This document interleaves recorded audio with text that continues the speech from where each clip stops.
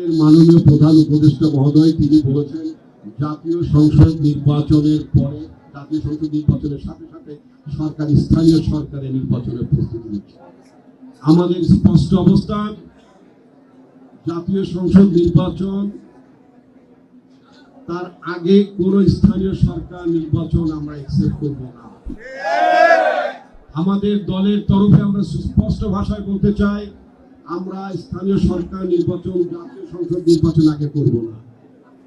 স্থানীয় সরকারের ব্যাপারে একটা সরকার কমিশন গঠন করেছেন, এই কমিশন কি রিপোর্ট দেয় আমরা আগে দেখতে চাই, তারপর আমাদের দলের অবস্থান কি বক্তব্য কি আমরা দেখবো, আমরা বলবো।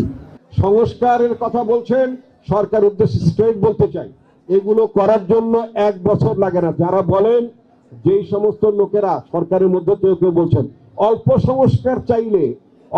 সংস্কার চাইলে নাকি এই বছরই সম্ভব, মানে 25 সালে সম্ভব, আর বেশি সংস্কার হলে কত সাল সম্ভব সেটা বলেন না।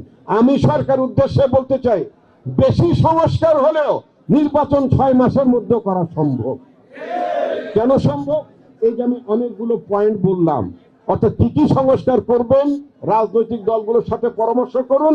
রাজনৈতিক দলগুলো যদি সম্মত হয় তাহলে এই সংস্কারগুলো করার জন্য কিছুই দরকার নেই, শুধুমাত্র রাষ্ট্রপতি যিনি আছেন তিনি একটি অধ্যাদেশ জারি করবেন।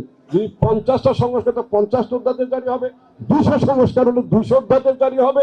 এই 200 অধ্যাদেশ জারি করার জন্য 200 দিনের প্রয়োজন পড়ে না। 200 অধ্যাদেশ জারি করবেন, বাস ফিনিশ। রাজনৈতিক দলগুলোর কাছে যেটা পারেন, রাজনৈতিক দলগুলোর কাছে একটা প্রতিশ্রুতি নিতে পারেন যে তারা যখন নির্বাচিত হবে প্রথম অধিবেশনে, পার্লামেন্টের প্রথম অধিবেশনে তারা এই অধ্যাদেশগুলোকে তারা স্বীকার করবেন এবং অর্থাৎ আইনে পরিণত করবেন। তো সুতরাং সংস্কার করার জন্য এত তালবাহানা করার দরকারটা কি? এত তালবাহানা করার তো কোনো দরকার না, সরকার নিজে তো কোনো সংস্কার করছে না।